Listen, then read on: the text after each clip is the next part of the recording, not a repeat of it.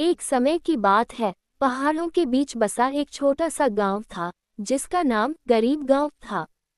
इस गांव का नाम सुनकर ही लोग समझ जाते थे कि यह गांव अत्यंत निर्धन और पिछड़ा हुआ है।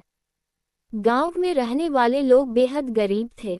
उनके पास न तो ठीक ठाक घर थे और न ही खेती के लिए उपजाऊ जमीन। गांव में कुल मिलाकर सिर्फ कुछ ही परिवार रहते थे, जो दिन रात कड़ी मेहनत करते थे। गांव के पास एक छोटी सी नदी बहती थी, जो सूखने की कगार पर थी। गांव के लोग अपने जीवन को चलाने के लिए पूरी तरह से इसी नदी पर निर्भर थे। बारिश के दिनों में नदी में पानी आ जाता था, जिससे कुछ समय के लिए खेती हो पाती थी, लेकिन जैसे ही बारिश रुकती, नदी सूख जाती और लोग पानी के लिए तरस जाते। एक दिन गांव में एक साधु आया। वह साधु बहुत ही ज्ञानी और तपस्वी था।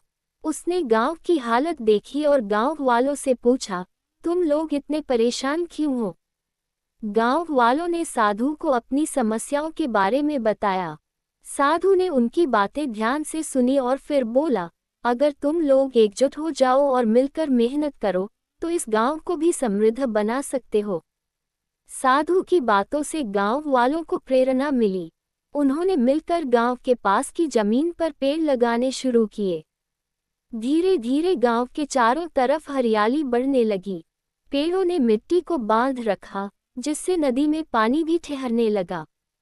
गांव के लोग साधु के बताए रास्ते पर चलकर मेहनत करते गए और कुछ ही वर्षों में उनका गांव हरा भरा और खुशहाल हो गया।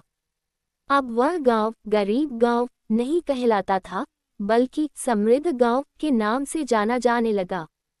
इस कहानी से हमें ये सीख मिलती है कि एकजुटता और मेहनत से किसी भी परिस्थिति को बदला जा सकता है।